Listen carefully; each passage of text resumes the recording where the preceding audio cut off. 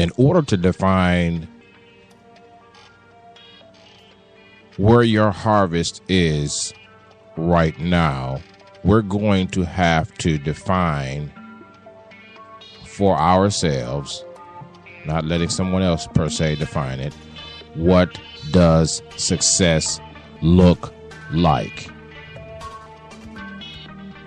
Okay, so we have to go back to the drawing board now because it's harvest time. As we said on the last podcast, we are done spilling our talent and expertise all over the place. Now we're getting down to the brass,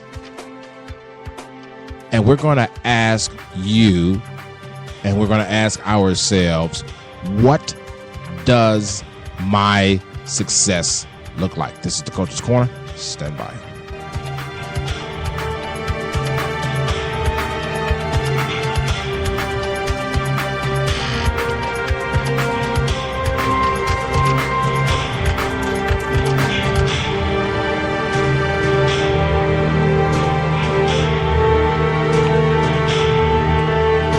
We want to be in control of so many elements in our society that it is ridiculously blinding our perception. We want to be in control of everything, and you can't be in control of everything. A jazz musician once said you can have growth and no control, or control and no growth, but you can't have both. So the question for those of us who are now ready to reap, we have sown while we were grown. Now it's time for us to eat, and it's time for us to reap. Well, how do we do that? I think we have to first define what success looks like right now.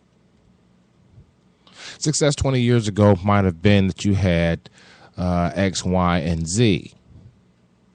Success 20 years ago might have been that you felt X, Y, and Z. But now you're 25, or now you're 37, or now you're 41, or you're 49, or you're 55. Success at every interval in life, at every transition in life, means something different.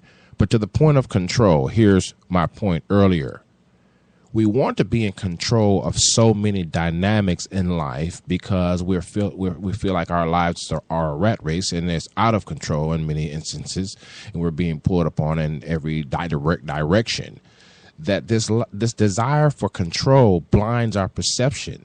And it blinds our perception to the point that we can't define what success looks like. For instance, I'm using something real simple. My son, I told him and gave him a direct instruction to do something, and he did not, to my knowledge, do what I asked. I was so animated about that, but I have a new question that I always ask myself, irregardless of how I feel, regarding success in parenting. Let's use that for an example. Harvesting, lack of stress and what I'm putting out, energy and all that, judgmentalism on myself. I always ask myself this question. At the end of the day, does this outweigh the overall end result? Will this threaten the end result? Will this thwart the entire efforts plotted and planned and planted, if you will, regarding my son and regarding the instruction and the disobedience of that instruction? And because I'm learning now to catch myself even when I may be right. Someone said, do you want to be right or do you want to be in a relationship? I want to be in a relationship, and success for me is seeing the overall picture look bright for my son toward the future, not winning a present day argument or winning a present day struggle for him to follow my every direction, which, that's how we are now, because we don't let them follow it, but we still give them. and then we become guilty when we get on them about not following it, and it's like we're so stressed about it, and we never can reap a harvest until we define, in the sense of parenting, what would success look like for you. I gotta go. But define what success means to you now. You're divorced. You're divorced. Why does success mean the same thing? You need to reassess the entire scope of your success.